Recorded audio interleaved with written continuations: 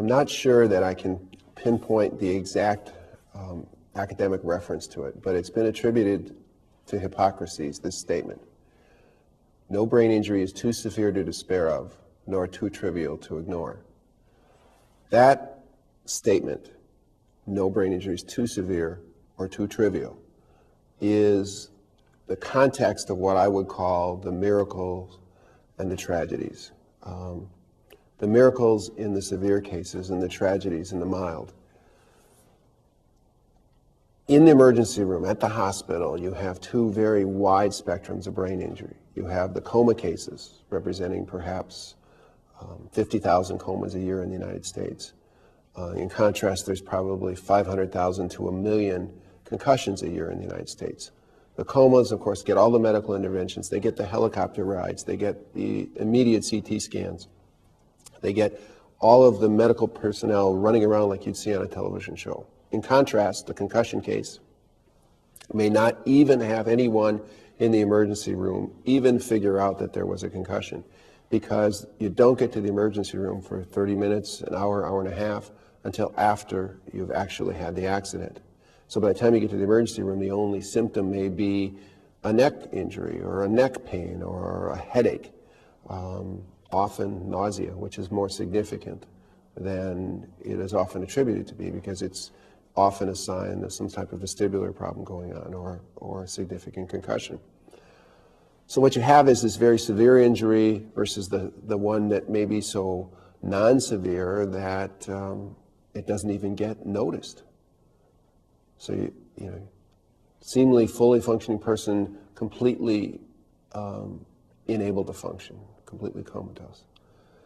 What happens bizarrely is these two types of cases tend to get more and more alike the further out from outcome you get.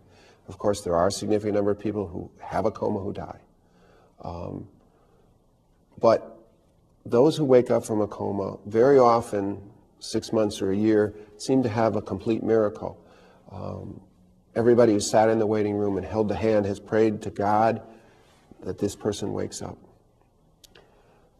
And when they do, after a week or two or a month or however long it takes to get their feet back on the ground and to feel at least somewhat acclimated to the world again, it is often very surprising to the person who hasn't seen the process how normal they seem. If you hear somebody's been in a coma and a severe brain injury, that initial reaction is you're going to run into a person who's nearly some sort of profound retardation. And it's amazing how often people see this person and say, wow, this is really a miracle. In contrast, we have the person with a concussion who 24 hours is worse off than they were an hour after the accident, who a week later tries to go back to work, has problems, a month later is having further personal problems, starting to notice problems with their memory, problems with simple cognitive tasks, thinking tasks. And 6 months or a year later, they seem their life is a complete mess. And these two very, very different at the onset injuries are converging. Well, there's a couple of reasons for that. The first is the concussion is obviously more serious than we realized. And the reason we're not realizing how serious it is, we're only judging the aspect of the concussion that relates to being alert, having the ability to currently feedback information. But the other aspect of it is that the concussion injury actually does get worse over time for a number of reasons. The first is that there actually is a neuropathological process going on that the axons, which are the wires that connect each neuron indirectly to each other, over a period of the first 72 hours, go from strained to damaged to dead. So where there may be still a transmitting axon at the emergency room period of time, by 3 days later, that axon is now dead. There are also other secondary type injuries that occur. There could be a swelling mechanism that's going on that isn't severe enough to put a person in a coma, isn't severe enough to give these obvious neurological signs that there's increase in intracranial pressure, but that could be going on just subclinical, just sub below the level that's obvious, but still there and subtle. The other thing that could be going on, and this is probably why we get as much convergence as we do, is that portions of the brain that do not affect the things that we can test in the emergency room have been injured. First, again, they don't typically test an amnesia type memory test where you can ask somebody about what was happening a half an hour ago, or coming back 24 hours later and asking them about the memories that they have been able to absorb in the last 24 hours. But there's also parts of the brain that can be very, very badly injured, and it doesn't show up in the kind of evaluation we do. There's an area of the brain right above your nose where the olfactory nerve comes directly into the brain that is a terribly, terribly important part of the brain. It's called the orbital frontal area of the brain. That part of the brain is essentially the conductor of the symphony. That part of the brain tells the musicians when to play, tells the symphony of your body, the symphony of your mind, what to do, when to do it, and to start. It takes a very small injury to that part of the brain before you start to have very, very serious problems with initiation, with motivation, and with decision making. Take the example. What is perhaps the most common denominator among people with a significant brain injury in terms of their behavioral changes afterward? Simply the matter of making a decision. A trip to a grocery store is perhaps the most traumatic thing they can go through because there is so many different decisions that have to be made.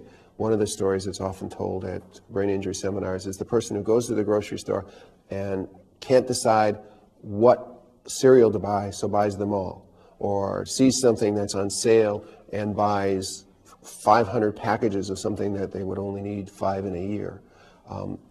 Trouble making decisions, making poor decisions. It's two different parts of the brain, but are often a similar symptom that will occur to people. Anytime you have to make a choice, it's very difficult. When we look at the people with the apparent miracles, the miracle is only on the surface. If you actually talk to the families, if you watch them behave, if you see how they interact, there are going to be changes. You cannot have the kind of brain injury that involves extended coma without very serious brain damage. Now, it may not be the kind of brain damage that will completely disable them, and we have done a very good job in this country of minimizing severe brain damage and also of reintegrating people with brain damage into the community. Perhaps because severe brain damage tends to be more focal, we know exactly what parts of the brain we have to retrain. So often it's a speech problem, so often it's a movement problem. These kind of things, we've got specialists who work in this area who worked with severe brain injury people their whole career and do a great job. What we don't have is specialists who work with someone with a subtle brain injury, someone who's part of that concussion group that doesn't have the good outcome, doesn't have the apparent full recovery. I suppose there's no money in it, but also it's very, very difficult to suddenly become the decision maker for an adult. This is why it's so important in our cases that we address the cost of life care, because life care is not just dealing with a person's toiletry and making sure they get fed. Life care is helping that person adapt through the losses they have, and when the loss is the decision making, the maturity of an adult, the drive and ambition to reintegrate themselves into the world, that's a terribly, terribly serious problem and really can only be addressed by providing for another human being to help them make those choices. What we have, two very different types of injuries apparently on the surface, but the common denominator is often the injury in the frontal lobes, where everything else on the severe side tends to get better. And the mild brain injury, that frontal lobe injury, is the predominant one that makes it so much more severe than it's realized. And what you have is 6 months or a year. These two population groups are surprisingly similar. It's a miracle for the person with the severe life-threatening injury.